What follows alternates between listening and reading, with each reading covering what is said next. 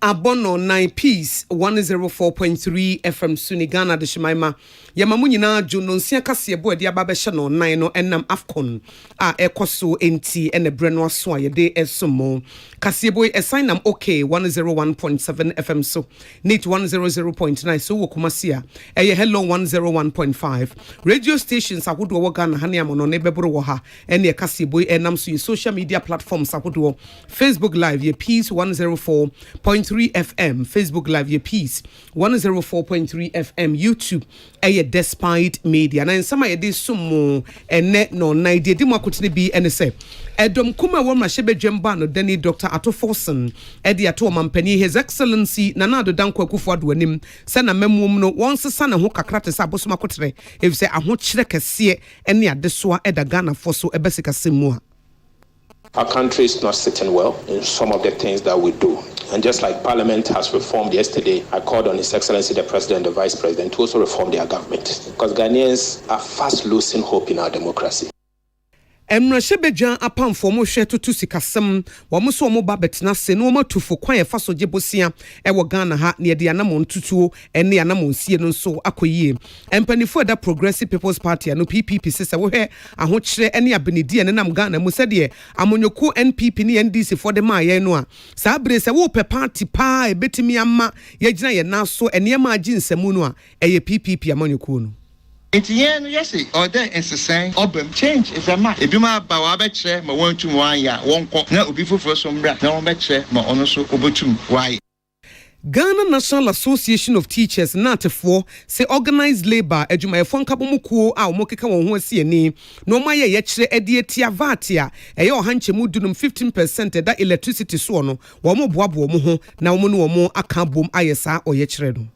Juanda, 5th February, no, yeah, the Amaniaka police was Yamea Doma on the 13th of February, no, yeah, demonstration. It was all the 16 regions.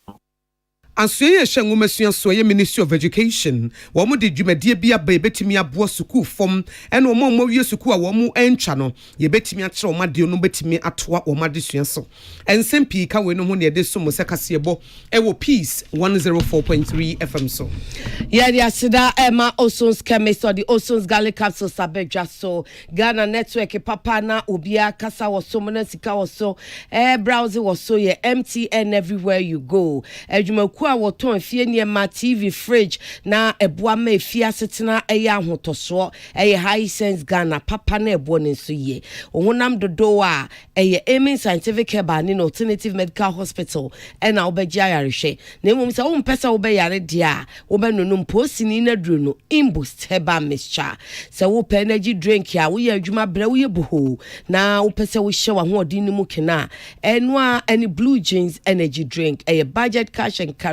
and akofaba and a Dorfield roofing systems or the enchance papa bodan so say a IBR IDT self lock any the etisa na say aluzinc and so anina obi woma entiso 10% discount sa enwumakoi adaroma ena yede enwumire kasebo no ebremo ye ne yekenkan ye me ya kunama ena Akosia ago aboaje afeka sebono munsem no ene edom kuma wo mahye bedwemba no dani eye Dr. Ato Forson odi ato mampani His Excellency Nana Danko Akufo Addo anim se wo Canada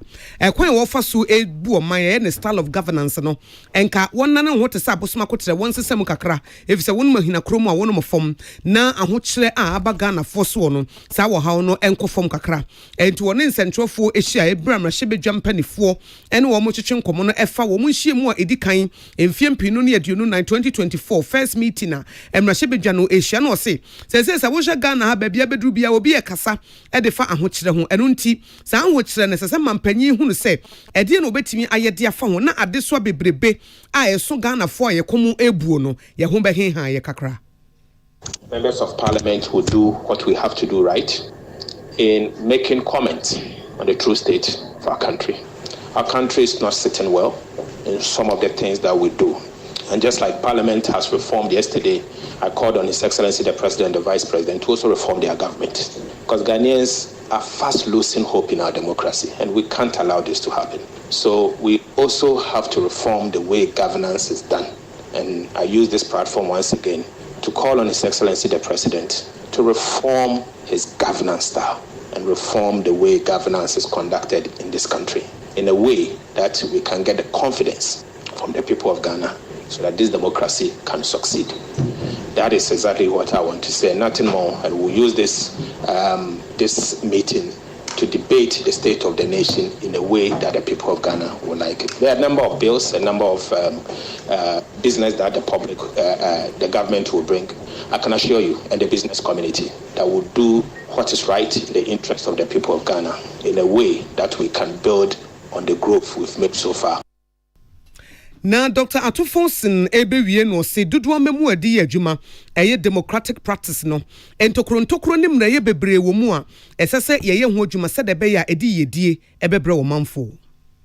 This democracy is most enduring and the one that has actually prospered this country. In fact, it has its own weakness and we are working to perfect it as time goes on.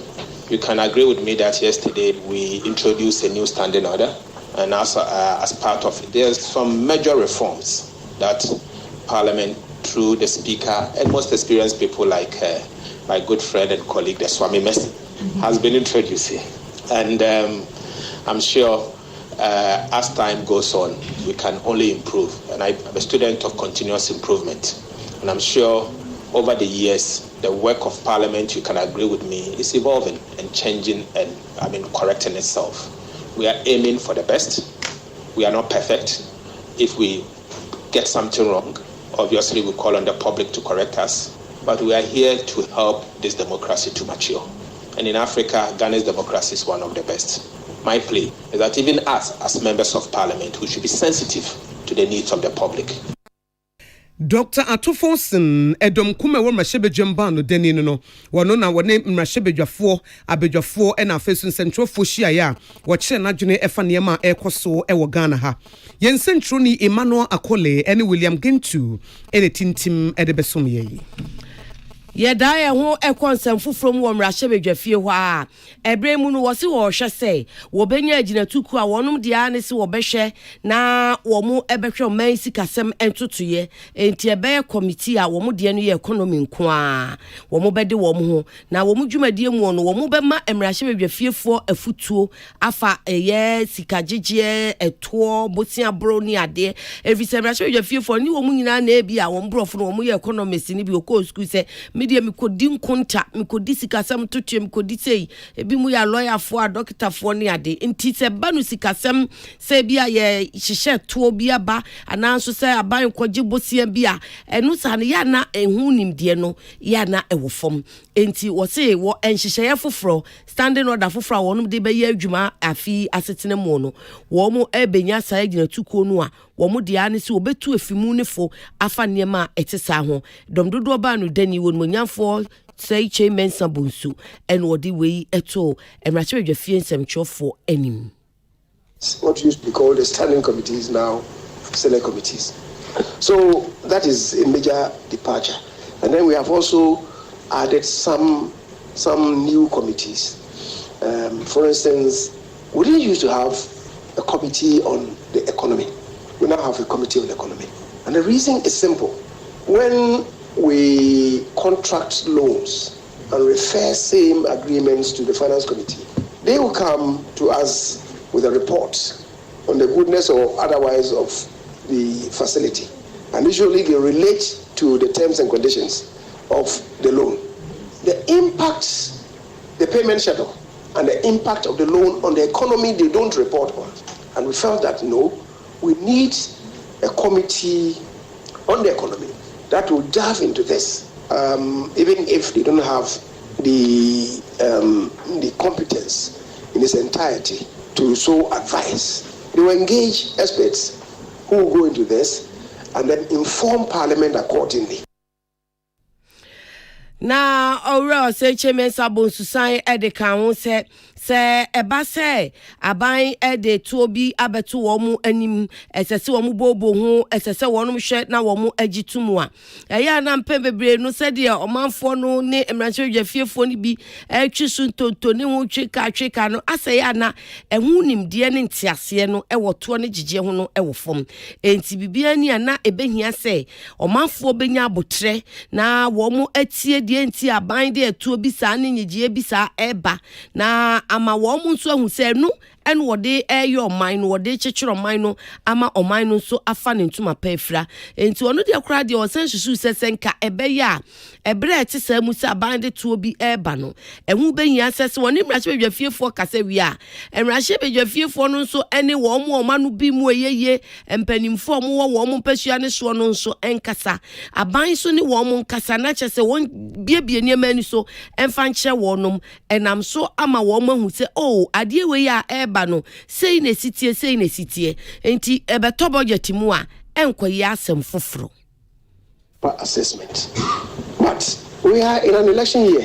and it could be very injurious. So that is another consideration. But the fact that a country must run on taxes, nobody can run away from that.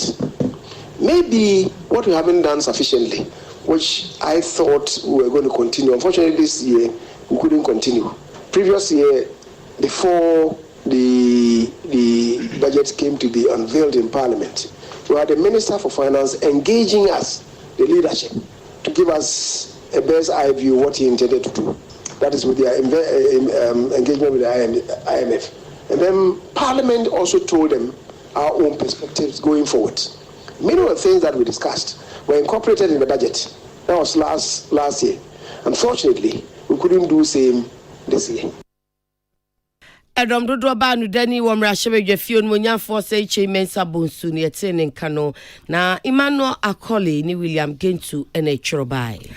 Amonyoko efe ne Progressive People's Party PPP amonyoko na kyerɛ omadwene afa niema ekoso ewo Ghana ha na omukyem so omampanyi His Excellency na Nando Danko Akufo-Addo na bedi akire Dr. Mahmoud Baumia said de Ghana omaye ne basa atoto no a enkoyie no wo mugidi se party pa ejina na so a edi yedie ene ahoto ene pepe ye ebeba PPP amonyoko no eti said de MPP fo aba be sai Ghana fo no omachi no wo mokọ a PPP beba no mabesiesie ne yie pa am ye ho atwa na de die Ghana fo o si MPP aban wo ba ye aban dada no niema hodo wo ye nyina no oni ahofama bi ene anigye se obetimi ayesa eti PPP fo de o mo hye Ghana fo bo se ye di 2 minutes show mo nsa nipa dodo asomo man ye asoafo no wo mo mfa dodo nipa pi enwum cho sa kakra bi no mo afa na amo man na nyesika de asie na mpumtu aba ade ba ko nso mo be ne se Ghana fo no anka so mpese mo bie enwuma no ye beta wo machi ama wo nyesika na wo magina mo na so abo adwuma ankasa enwuma bebre beba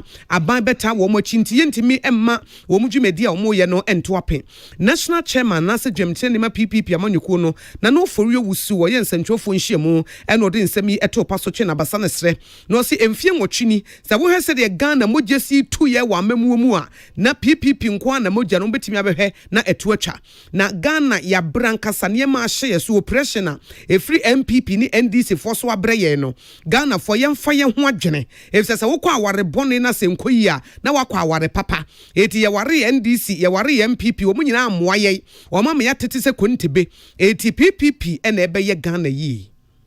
Yes, in the last leading 8 years of this administration, how our Ghana member, you won't be there. And I say, no, ya there, say, enka bushie bi ho, enka party bi ho, if you school crap, a juma cry, beshe, akwakoyeno, obisa, opatika. Yes, the nyoma ya okode on classroom. Osande, Ghana man, yen na nanom, ana walking, watch it, Ghana man, this see. Onye bushie bi, and a watch this, odisi ho, out there, one will benefit from Ghana. Yen now they are benefit. Adeɛ hu dɛ nkɔfo kakra baby ɛna wodidi na wɔyɛ fun ayɛ dɛ bɛntwea ɛna wodidi yafo ɛna ahokyere aba Ghana memu enti yɛn no yɛse ɔdɛ nsesan ɔbɛm change is a ma ebi ma ba wabɛkyerɛ ma wɔntum wɔanyɛ a wɔnkɔ na obi foforɔ so mbra na wɔbɛkyerɛ ma ɔno so obotum wɔayɛ.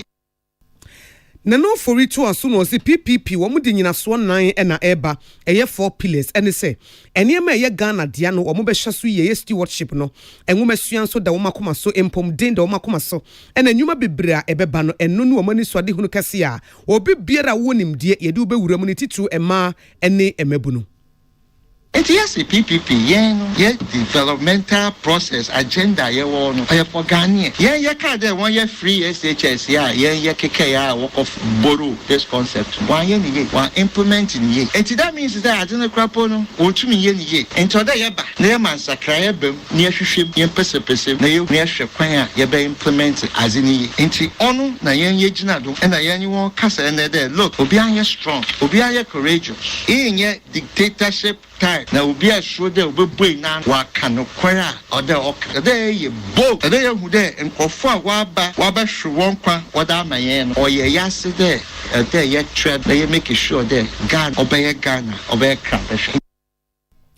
Eni ayeti ye nyina eye na no fori wusu wona ye dwamtene Emma Progressive People's Party PPP amonyekuo no Abdullahi Dasmani ene tintim edebesom ye. Say a quadisha and semua every mua share shadi shan some so de jumadie fufra be cadisha wo hon hye ne dada ne ho ma watuni din se cycle 9 complementary basic education and remedial program na eno na so afo abedi a kire o shadi shan some so wo hwe nsanu adwumade no TVET no ma me gift twum ampofo o de kasaye anase wo kogina mu kasaye ma ne so afo ankasa wo cheche sa cycle 9 jumadie no eti say no si o say jumadie a wapa ho ntoma no eye pa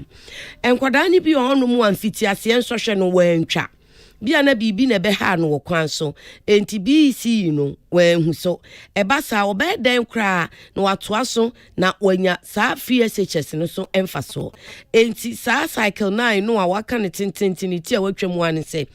wonu mu a womu etwo BC no womu antwa no yesi ama wonum akwanya na womase akosesa ne biem na kyese wako school sa afibia na wakwa akoboaboa wo ho na wasan de atwo BC ne biem obi won so abi abeye se class 6 wo baabi no ene wono so tedaye enti ISSC anu wa unkita BC certificate no aka say me kompo akohwe se meye remedial ni bia enti sa afo no so akonya wo ama mo se wo betumi ase akọ class 6 no na wakọ JHS 1 JHS 2 JHS 3 na wase atworo de wo tworo ya kyen so a eno so antentam se de mekan no ne ama na konya no wase atena se no watworo biem wo se e ba se beboa pa na kyese aban ni so ade hunu se won pesa akwada bia wadu se wo konto asosuku kafie no ene be ma na bem mu a wo se wo fiti ase kakra eboaboa adesuafo be se mpem aduasane akira wo hwe kwan se wo mu ebenya so mfaso enkanka afi adesua afin Oduma nkoma bo ade no abofra bia ni ho onni nipa bia woni mu ode beboa ne ho ade abo abusua ade abo oman nanso bebi ewu abofra ne nti owofo owu ne nti yare bi eka ne nti na ama abofra no entumi en develop ne hu yi no hu se enema ne bebre yo hia bebi nso bebi abofra ne hye enti emra won a nyame abo wo mo anya kwan ko formal school a aban bo won ho ka no e kosoro no na se se ye hwe won nso a e bi kura ko school no enna from Boni be born, I will fool ye. Obi kura okwa, kurasi na otitu no school men ho. Enu nti na say e fa kwan foforo bi so a. Won ya na wo fool ye. O ha obi ba ye. Onyinsen wo kwan so. Ni nyina nti won ye fi school na say e tumi san so boabo won ya no. Na yetiti won na honorable gift chuma pofo de adesade to Ghana fo nyina anim se de beye na nkwada no enkoye wo mo fere enkoye wo mo aniwo be se maame te se na fe na wo de wo JSS na JHS na we de da be na wo betwere twa ne ade na emom no nkwada no benya akokoduro bi se ense hwe mekọ na masia kwa akohyase ebiem na ase ba bia medru ye na migya ho no masan akoto aso afiri ho no yemwa na enkwada no ani enka sukuni complementary education emo frache fa wom peninche fa wom ni amesre ne se eyenimde ene titiye na ye hwehwe sabre ene nti owufo bia bibi nti wo babi efi school se wo ba no na fikubo nti oboko se nyinsen na ba mu se po ye boni bi e no dwane ye na wasan yaba se na etie bia wofo hye wo ba no nkran a ye nso ye fi school mu ache na ekwan abeda ho se ye nsan kosua de no ye mmere ye ho ase nimdie de wonya obi antumi nyimfiri we bia sabre wo ye bodwobodwo bi e bi kro wo je school ye galamse e ye wo se wo sika nso ni nimdie enso e wi ase bibia bebe wi ye gi nimdie e no nyankopon ase enko na emewi ye nti ye sere emebunu no nso se wonya mmere na complementary education du won potem ensua de efise de won be ko ba bia ye Honorable Gift Chuma Mpofo ye so afo abedi a chiro hwa adesua wonsem so ne fa ye de ahye ne sa no eye TVET de no na pani kwanchefo hwe eche sa complementary education agency no won woda no Yorua Catherine Ajapoma apiapinkra wo che se enkwada wanya free mfie 9 kosi mfie dunsia de ense se wo masa complementary education po ntin ukra se wo de wo twa no wantwa se wo ko sukuu no fiti ase aduru ba bi na wo ka kwantimfi se de etie bia no na sa akwanya ya ba no esese wusom na wofa na hiasem na wo se omanfo no so mo afri se eno no eti nkwada so den ni abonefo sem ani subambone eso papaapa Yehwe nkwala sebe omadi mfie enwotwe ekosi efie dum nsia na fa wo mo ekire omade wo hwemu a Ministry of Education enkwala ye no wo mo hyase a ye tete wo mo no afi kwala omadi mfie 9 ne do mo kɔ ne oboni friend kindergarten Inti akola bia owo Ghana de eye ne right say okọ school dan mu ne ebekọ school dan mu a eye akola watra mfie 9 mfie num na onko classroom no kane no okọ classroom efre no otope ana school papa ye mpenisa enti no ye pese ye ma wo ntete a wo mo so ombeti magina wo na so no mo bronika se transition na ye side wo makoka regular school enti no sa ne ye kire wo made na ye de wo mu wura bibi te se class 3 ebeduru ho no oto ne age group na otime ene wo mo ato aso nti enkwala we na ye hwehwe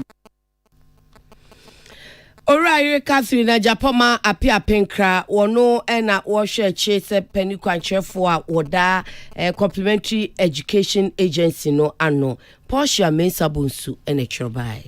Yewo Food and Beverages Association of Ghana ye chanitia Akan na Fabak na omode woma no atomo bi efa carbon emission tax no a GRA force omode baba be adwuma ewisie eto no na omo chem se enye ahyenko a na saa oteto omo betua industry players anaso omo bi enwuma a omo mfidie ne wisie ne ntutu ofiri mu ba nyina omo nsu ebetua bi na no omode atodwa se we di omo preso enye ye nti esese ye twam kura otrofo panyi ede ma Fabak eyo Rasamo Agri na wokasa na wochire mu se eyampa se wo hwe ewisie ho ade ne wonsunsuanso bebre nenso esese ye hunu se sa bre ye wo mu pa COVID-19 na bre so atwamu na Ghana bra ye bre enwuma wo mu ebre wo sikasemu ene wo mu dwumadie mu a wontimi mfa eto foforo sei emeka ho efise ye nim de COVID ebeye wo mu biebie mu nyoye private sector no eto wo mu ye yenuane ne wo mu kraba nyina no sansunsuanso no besi ne enyankoi emfie beye enumachi enti se aban kaso san de eto foforo eba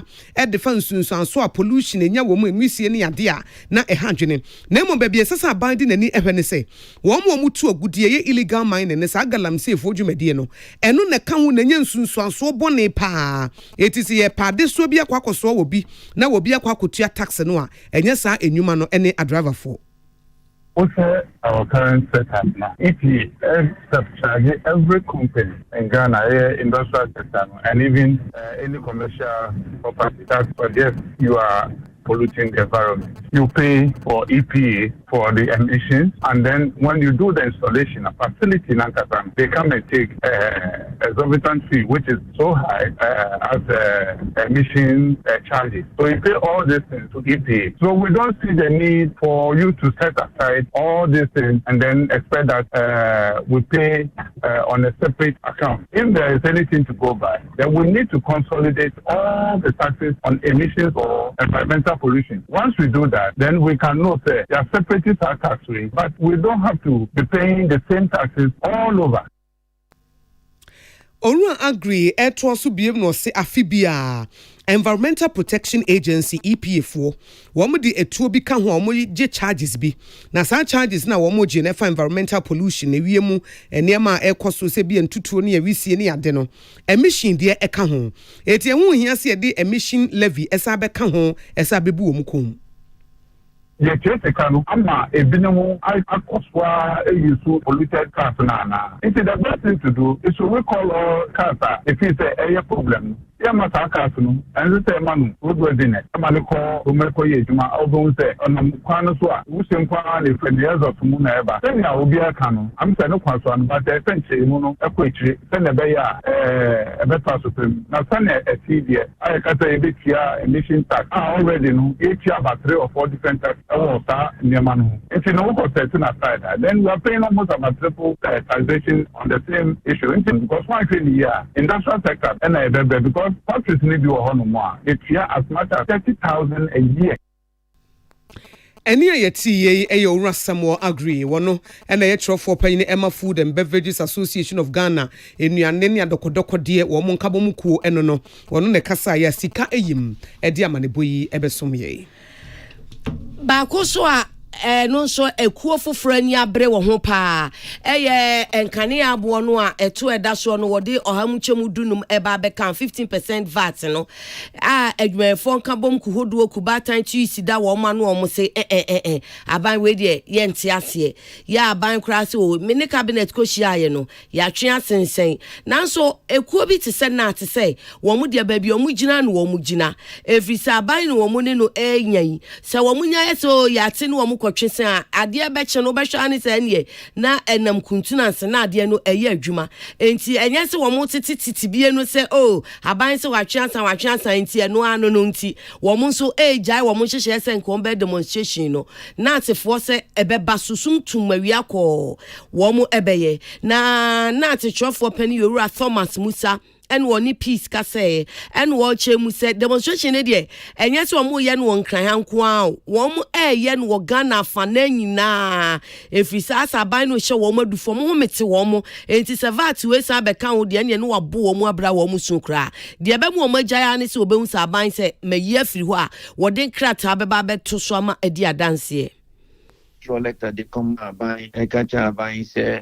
who to be a dress or music in a mahondini or fee mono make you 15% but by say on piece select an inside and say BB cran a yadibia eha of mine on man see kunya the ending na ye can't answer on a son is say ye ma buy up to the 31st of January someone cheese select an inside 31st January the bedroom na later no aban empin sign ye share your home boss aban antis letter na sign ya ye be hie mu na ya to ye hofo na ye hie mu e futu ya de ma ye ho no se adwada ye 5th February no ye de amane ko police wa say nyame adoma on the 13th of February no ye be ye demonstration e all the 16 regions. Na Owura Thomas Musa sign the kan ho say mema baadwe nya ni so we adwumaye for de sa kenken kwa wo si we enye kenken kwa wo kwan bi o mo befa so asa demo nu beba so no ebeba so na said o maka no ngi se aban aka na nya se wode na no aka keke wama wo mo krata ti bi da aban fa so wo mo so bi da wo mo de so ya dance die se wo say wo yi sa 15% VAT no afrin kane abo ne so ye to si bi no se oduma ye ni se we aban aduma ana se we ankran aduma eso bia start ehye kokko efrin na egodru eduada ebi obi an start se omu hye kokko nje to si bi no se by 13th no no demonstration e de be hye se ne de share demonstration e hye so ya de wo hu bi e be ma ye microphone obi aso at nje hye wo kwa mo no nje by Tuesday no demonstration no e be ba so ade ba ko and the Bema Yasan, the wounds as all letter withdrawal letter, and I say letter na, ye catch up by so things. I know the letter no able to get ya, and the next one plus the age in a vagina. Chofo penny emana to Owura Thomas Musa na Abdullahi Dasmani any prince bafwa someone so ne chro de buy. We ye tonso a subri hini awo wasa East District awo Western Region anasa toye mantemu ye na nachumesi ye nsema wodi atodwa ene se wobesre se aban adwumayefo bi ti se akyerkyerefo anesefo dodo no a se ye de wo ba district ho a eya no wo mpe se wo beba ho efi se empumtuo bebre eni ho mpumtuo a eni ho nti no obi akasa na me bai asema setremu ebeye de ne basa nso na mankwada e won potem ho no na omadesua ene wo mo asetremu ni yedie no eya tope eti wode abasobo ama Golden Star Wasa mine e wana montu a wo mo etuo se wo mo hwe na eniema bi a eni mainstream ho no wo masiesie ni nyina edi ama wo mo fi se wo mo nya bi a ene be ma akyerkyerefo anesefo obi abaya dwumayefo edi wo mo ba no wo mo de enegye aba nana twumasi de nsem itu dwa bra Golden Star Wasa mine wo mo ekotwa ahomemu a project bi a wo mo eye se wo mo tunsuo eye borehole sahodo ede ama wo manfo na afi so communities awodo nkronkro bebre wo mo enso ebehwe na ye the capacity community centers na ye de aka ho akyerkyerefo bungalows wo mo si toilet facilities wo mo de bi eka ho ntia be makrom ho no aye akono asika wo mo de ye na ebro $1 million kra na no ena na echim se ebasa no a ebe makromafo nyina no wo mani agetememfo wo ho no se ampa se dia ha ye de eti ebetena ha ebeye teachers quarters room ebeboa ma teachers for mo cheche yen kwala ya de nya ba biada ono na nchenso a community centers bebele communities ni bi ono so beboa say ye hanum na kwa say afa na develop ntinu eba ne say teacher for ye de wo ba ha kra lighting system na de bi kwa ampeso beba but sa nneoma nka ngeti teachers quarters ba na wo ba na onye ba bi da at least ne rent sem na de conforma ebema na asomdwe ma ono so ba wo ba na onya ni gya de aba betina ntimi feel say de eba de yade papa ebeboa ma communities no nyina ho adwom bebre me da se afutu kakra me wo ma communities a project yi benefit ne say project invie numni ache afa na yankopon anu waye pumati ma eba timi se communities eba nyina se yemfa komapa ne adwempa ensom na mmom yema ensom bomayen before ye problem kakra ye project ni wi a ye maintenance culture na enye but the oma what of for times no dey man to dey say yensa na yenso ya hwe ni ye se na be ya e kina bi ye community ni sika kakra nka yenso enya no so ye betumi dia bo adwumadie foforo bi a e betumi ama kuro ni so ye den atumpo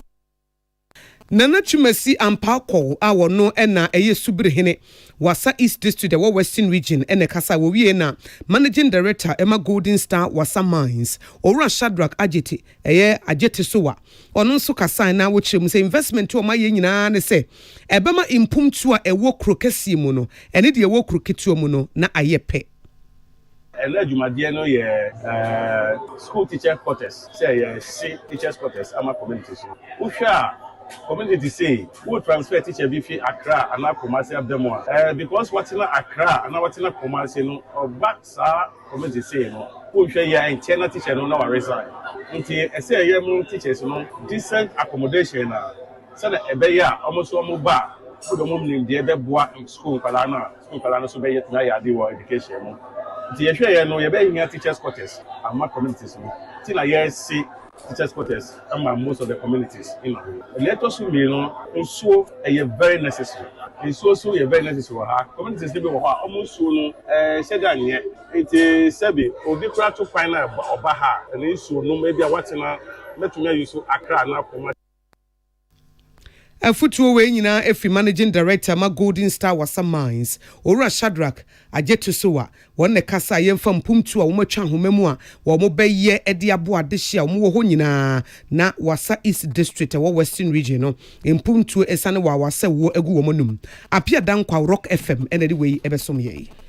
yo ya tise sia no enkran ha titiro enframa no enam wiemu a yen humi koyemu no efi asinadradie setam frama no nya kra na enam so ama programs manager ema occupational and environmental health unit ewo Ghana Health Service Dr. Carl Osei wode atudwa se de enframa ne tie ne de ebenya nsunsanso ya pomuden so enti hu behia se ye benya ahweyie papa na se mpokura no ye fam no bibi wo ha ye betumi aye de afa ho a yetumi aye wo se semframa no mu sei no a ana se bre a ewo mu se de wiem sa chaye na ye no bibia mu ahowese nso nhyada nim bibi mu nhyada nye nyunu de bia asa enti so emani padua no ye home ntententententem ena mframa nso ne asia no nso fi nkuan ti e ba sa de ne na fi no utwi ko mu se ya pio en wo se etumi nso ede wo haw ba yapomden so titiro ye ahomedro ban mu yade hodo respiratory diseases ahodo a ebetumi dia bre bi so kra de akoma mu yade wa ahodo wo sinti edura bre ti se kra so a ya na nya so o ka tu ye ho ahoboa na emom no emawuo basa nso esipa nkanka enkwada eye motofo ne ema wakọ awo so de Dr. Carlos say de betumi aye pa wo ebrei mu no se ye beti apomdefo no ne won church ne wo futu a wo de bema yen na ya na de wo suro pa ne se nyina ye ho ka de nanso enkwada motofo atiti office wo mu no wo mu ahrawa no enyi yie te se mpani ede na mapemfo nso ye nim se ba se ya enyo no nko a abodoma no woda ne yam ni so ka ho nti amo no ankasa no wa ye mre dada ene wo no mu a wo mu nso ewo saa ahomedru ba mu yade hodo no nti edrubri se pa de ya na emu eden. It's not a good time to be actively exercising. Because when you are exercising, then you are breathing faster and you are taking more of the pollutants. And exercise is good for your health, but under such conditions of heavy pollution, it will not be recommended. Everybody is at risk, especially those who are at higher risk are those who with heart conditions, chronic lung diseases, and then those who are children, and then pregnant women, and then the older citizens. They are more vulnerable to these changes. So when they have pre-existing heart or lung disease, at this time it's likely to get worse. And we know from evidence that mortality rates that get usually climb up when you have such drastic weather. So we all need to protect ourselves, especially when we go outdoors. Enti washasi a wo cheche niema ye be ya ebre mu ye betumi ede abo ye ho ban se de frama no mu nye no ye betumi enya bambo kakra wo ya pomde ho. Dr. Carlos eche se apomtenetene de ehia kese pa enu achi so wo se ne ma entwen se o covid ni wonti wo se ebre bi wo no mu a ye betumi ahye mask pa ene ebre mu ehia pa afe enso se uni a wonhye da ni bibia yo wa abonte emfredi ene wo de hyefie kakra enka kabra ya na nipa nyina tie si krom no wo se sa abre no se wo ni hwiye wo krom na wo hyefi a eno so boa ma unya mframa pa home na se wo dan mu nso eno so no mframa na wo home no ya na wo so ahwe ni kakra ebra ya kan se mframa ya humi mu efi wo mni ade no obi nso dan mu watu niema aboso nsaka dodo momoni gu fada wada fa efi kakra enti dan mu ankasa ye miempoma nso mframa egina ho no nyati enti dan mu mframa na nso enye ebeka we hu dia enye na chese yoboyo ebeha. To avoid that, we need to reduce our exposure to the drastic conditions by taking into consideration preventive measures I have just mentioned. We should avoid or reduce outdoor activities and also try to use the N95 and KN mask when necessary. And when the medical condition is getting worse, we need to get to the hospital to see a doctor if they need to take additional medicine. So if you know you are having any of these diseases I've mentioned, this is the time to be very alert so that you have your medications available, you are taking your medications and you are sure that your health will be fine. So let us limit our exposure to the dust using the measures that I have just mentioned. Dr. Carl Osei, Wono NOA Programs Manager, Occupational and Environmental Health Unit, Ghana Health Service. Na Henry Akwesimi Council and Ekochurubai. Kasebo wutie free peace 104.3 FM so na enche yedemadwen che kakra ebeba President Emma Ghana Football Association eyowura keto kreku na wodi atodwa se wage atum se the senior national team the Black Stars ko Africa Cup of Nations ekoso Cote d'Ivoire no ye modern bono anso ni de na Ghana fo hwe animu no enye sa na yenya no waye nsentrofo nhyiamu ewo Kumase nsentrofo ahia ena o se wo hwe Black Stars performance ewo Cote d'Ivoire na keto kreku se ankose de Ghana for penokra nenso wo mo de niema nyina esisi yesere be ya Ghana football no odo a Ghana for edo no en Kenya ne odo no nso ebetimi ababiem wo se ye yampa se ye pese Ghana football yesiesia na se ye fixe no na nye dako ene ebetimi de aye eye adwuma eso pa etu obia moa ehia aban moa ewom ensentrofo local clubs ahodo ene Ghana fo nyina se ye nya hotoso ne ye nigye se ye football no ebetimi ayeye ene kwanse ye de ya no ebu ye football na bam yenka hunu se ade ne de emfa ho ne baabi aduru yebetimi asiesie ama Ghana football no ayakono na wo hye bose GF no wo mo ahwo ho bose enimonyamo na wo Ghana football mu ase de abo yese de tira bokoto no wo mbe wo mafam de bia ede aba ebefa bre enye quick fix bia se enimonim ya na aye adwuma da bi ebefa bre pa nenso ye nyina ye de ye ho hyem commitment ni wo mu a na kire se ne suade hunu no ebebem A time for us to think through decisions that were taken, whether management decisions, technical decisions, any decision that had been taken. It has been a period for us to reflect on our work as a team, to reflect on what policy can help us to bring back the love for our sport and to take far-reaching decisions that will strategically impact positively on the game that is beyond a game. Fixing our football will not take the work of only your executive committee or your Ghana Football Association. Fixing football will take our efforts, will also need your support, and most importantly, support of all our publics. That is the only way we can fix our football. The FA is very, very much committed towards bringing back our lost glory. But this can only happen if all our publics stand shoulder to shoulder with us in good times and in bad times. Na ora ketokreku obewie no en wo srese Ghana Football Association wo ma ye krado se wo mo ani swade hunu kase so mo bedi no kra de a kire Ghana fo efa bibia wo mo ye bia mu. We are very clear as servants of the game that the only way to achieve our dreams is to continue, first of all, being honest to ourselves and to our publics,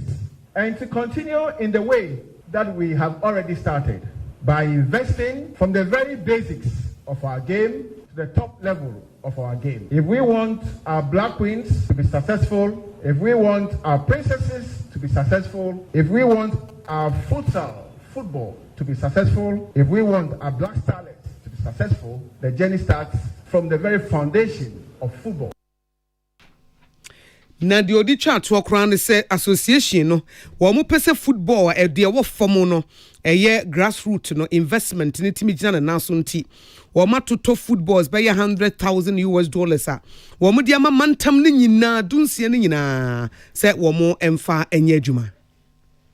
The FA has invested $100,000 into the purchase of footballs for our coast clubs. Our strategy to invest more into not only footballs, but cones, bibs, and other accessories for our coast clubs will continue as we journey along. Again, to ensure that our national teams continue to perform, whether from the U15 level to the A national team level, we need to continue our investments into grassroots football. I have just spoken about coast football. We will continue to invest in the second division, in the third division, and in the women Division 1 leagues, as we have already started. Last week, our purchase of $100,000 worth of footballs arrived, the balls arrived, and they have been distributed to all the 10 leagues. This is investment in grassroots football. Eni ayeti ye ayora keto kreku a wono na ye president Ghana Football Association ena nsentwofo nhyiamu a ekọ so wokumase wodi tu dwa Henry akwasi minka etintim edem maaye. Vadag fonsunye wose hye kwasraje no anyi bia na chese omowerewu na abanse de wode de wisie to oba ene omu ye no omra yesuwe ebrewe mu pa na abanse wo san de wisie to oba sa to na nkasa ne eyenyi mu to entwe ye enyefe de yakra ne se Vadag fonse na nka aban frɛ ye no omu sa ya adwenkyere kakra enti wansa ni hwekra no si wopusa nsem sa ban mu ye bia mmisa ye se Vadag fo mo na moton casio na me pese me gitu obi sei na nka one wo mo nwenwe ho enti ebre yi mu Vadag chairman Yowura Bernard Ntrakwa ene odi atudwa se saa eto ne paade aban dwen hu biem ansa na wo de beba wo di aba na kai se guta TUC GPRTU eni omo akeka bi edika so omo aka se debi sa wisie to edie ye wisie senkwampo ne ye enti sa wo ye ne sa de a na o ya begu ya adwuma wo be ha yen enu abi na Vadag fo no so se asa ban boniti mpo se opese wo mo ye car dealers no wo to cars ton wo Ghana ha no home use fo no sa na e from second hand fo no aban pese ogu wo mo adwuma Ba brana omode aba ade bia se ba fofora ya nka de behia party tu ne se aban ni omo a omo yesa adwuma no especially ya delicate any betrate na wa kire ye ho akwan na ye hu se ebi ade we ye ya mfaso de ade bebre o mine ni ana se monipa na mo wo mine mo ne na se aban ye ntumi anya kwan no wa anye sa stakeholders engagement na eno de na che se anko yi into over fre or yeah stakeholders no na ka ye nyina ya tmase na ye hu baby ye started the fee but wa ni anye bibia asa na mo apututuru na mo amotumi sore se bia na ye ti ya de ya sore se ye gi sika no ye emwa na orancha kwa san de kan hu bie mu se nye se abai boniti mpo sa ase wo pese wo ma wo mo a wo mo eton sa home use cars na adwuma gu pa na se ye ne papa mu se wo pese tison manfo no suban se ka atwia te ne ade no omunyai ne to ne ade a enka ne won pe kwan foforo mfamfa so obi da suban bi adi na wo mpa nye to na wo de sesa nipa no enti wo se kwan foforo bi ho no mo a aban betumi amfa so a won fa so na nye no ane eto no a ode ebeto so no the America aban na say esre no oba ma ai se bi Ghana for so oba ma ye Ghana for ya brabom ai etumi etumpon de ye bia yetumi akoye nim ba bibia obeyi bia no wo ya manipa na wo man no because na answer ya no mo yes mo the restrictions bi ba beto ye friend say ye ya import car money boni wewu ne ho nema senu say no the ma omontumi anya implementation and say omanye engagement na sabita practice nipa nti a obae na obae so oba bebo omo no let's hope so di bibi ba let's onu omo nka ho asem na prekupe na o de ba esa tembia no na ma ade a ope so oye no say papa krampo a na entumi ye tie be saban Ora Bernard Nchakwa chairman Emma Vadag and Prince Bafwa Samwa Ekochurubai. Kasiebo ewu trefi peace 104.3 FM so ebranso say ye de modwinche no eba na enwumako bi na ebo ye chidom ane Remy spices ni mu nyina kenkon ba ko pe owo flavors ahodo ni nyina bi na no kra de mi hu wodwom na hyeto de nso wom enti se wo ye hyeto a Remy hyeto enso wo ho na de enim ne pa ne ye Remy goat no ma ponche krakra so forma na pai Remy chicken Remy jollof Remy beef Remy stew wo ho chese Remy spices ne die o se e de ne ho nso ntim fa bibia amfrem fa spices fufuro bia Remy no no kwa no nante eno na ubenya taste ni yi ankasa edwom ba bia Remy spices wo ho ba heba hospital wono woye tatashe won kasa ni numpe yade mu entita se de ka no se pani sa akwada be ma se wo ba kobobo na kasa na buse pen akwada yiko school ya agro mpipira agro na ese ni nan na frichi enhye damu ye nanso africhi do nsaka ye ne ya pacho emfa nkohwehwe atama me akosia no ano otie ya unimtwe fa ne kwa ban heba hospital na obehwa akwada no amankase na toa na bibia aye kama empo eye nompem kokram a eye ban heba hospital enti na obeti bibia ban ania achamfo ban friend 0244988004 and 0244083482 achamfo ban enyarwa nyina begwane ya we uka achamfo na wakai me won't have for the bebusu mi nsia chi me ha no bi bom punum obaya atama me menamu abu edi me ba mu atwia ma me na me se no nsu firi hen wo se na wonim se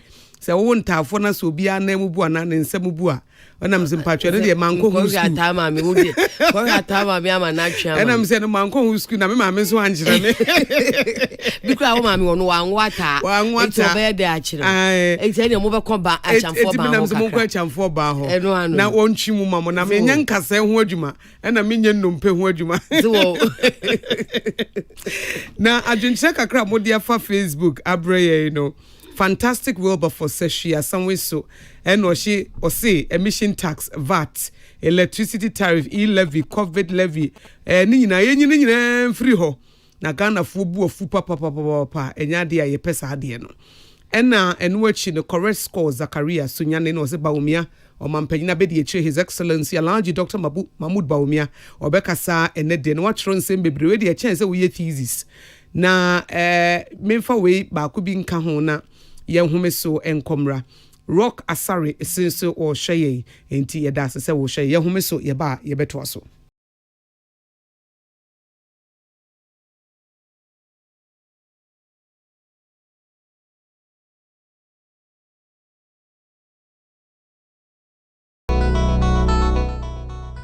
Happy Delight Fruit Juice. Wachulala, swachulala, chichi soso. Afrana pa. Epe pashu breakfast and was in woman. Joe Happy Delight Fruit Juice against with toast, cereal, and even them cool. And we ain't a bread and fifi. The most fridge man. Happy Delight Fruit Juice. One of what? And you be here. I come out to relax anyway. So I know when you're. Let's say what a chamado. Happy Delight Fruit Juice. Off and a baby, I bring you all day long. One fruit juice. I'm Happy Delight. One different flavors, different size. You number 1 liter. Number from NG 150. And 250 ml. If you have healthy life shows on your supermarket, Happy Delight Fruit Juice. Loaded with taste. Tune it in. Turn it up. 104.3. Hits music lives. And rip off the knob. Peace 104.3 FM Suni na yede kase bono ebre mo se de no nan yede ema mo ye ka mo se Afcon no etuamu pa Nigeria wo mo ne South Africa de no unim Nigeria fo ni abre so mbehye South Africa Ghana nti un se wo mo ye kwa World Cup no ye kwa hye wo mo fie no ya akọ wo mo ho ama ahye wo mo amu de o metim de compensate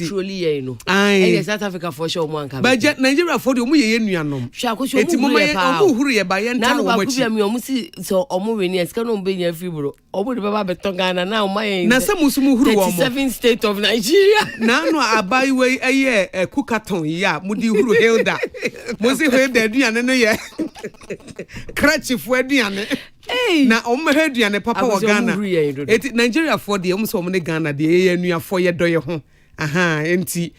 sa na beba nti yen support Nigeria na yen support they say we support Nigeria support South Africa say de omu huru ye nti atenka West Africa South Africa for so mo ya abrofu we say Nigeria for mo wa ha ne yenso ye ne ye ta ware ye ho we say Nigeria for ye ware ye ho since ye ware South Africa for nti omu gi e be de but omu pede huru ye won if you say akọ omu ho pa say the World Cup de ko omu fie ekoyi omu free mo no hey besi no mutimi fante se ko munya e kran ko mu be ti no ma hye krokito we enu Lagos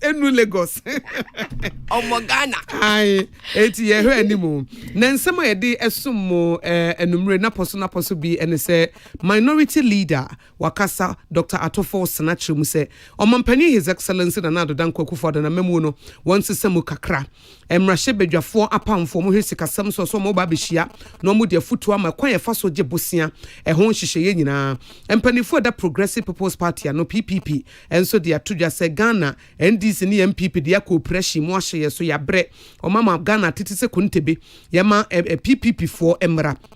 Ghana National Association of Teachers na atefo so say woman organized labor juma efon kabo mu kobeka boma ye demonstration etia VAT 15% no a eda electricity bill so no ena Ministry of Education aso ye hwe ngomasua so se wo mo ko school na wo mo antimi ampasse se bia obako junior high school wa ampasse no ye baba behwe na wo matimi akero wo mo exams ni biem no matimi akero ye be remedial classes e dia mo e remedial program no e be friend remedial for out of school learners na etimi aboa ensem we bre ene de somo akosua ago aboaje mene ya kunama wo bo aye so ya tin so ya fa ye wie fa ye ko usons ne o munyina ne fa ye no bi won ka de wa ya de ama fo no a una ba ye nche nti fa ye ko no bi wo pia so me simple pia ma Osons chemistry ya de say o de Osons garlic capsules abedwa so ye nim ni free tete garlic so fa so ni se moja bedia probo ye kama efi ye ni na mo frama emu unonom garlic bi a enya de a wo be yare na so ne ho ahomte ye ne sa ya na enyan na age ho enti se wo fa Osons garlic capsules de no a ebeboa opa wakrakra no aye ni ye kama enti wo benom enyam ahoden a enso enye ho ba bi oton no bia wo benya bi atufo de mo beko Osons chemist ehwo Ghana network ba ko na so edenu a eno ne yellow MTN everywhere you go so wo muneska so wo browse so wo text ni nyina eye MTN High Sense Ghana eguso kai wo say ye niema wo de betena fia me fia adwuma yo ene fia de yo aya ho hare so enigye nikanika ene no ane High Sense Ghana eye AC eye fridge eye TV gas cooker electric cooker washing machine sound system rice cooker blender na wo de fa kokodro bora High Sense showroom biemu unkuta sika na bisabo no na wabons asa ye kan ye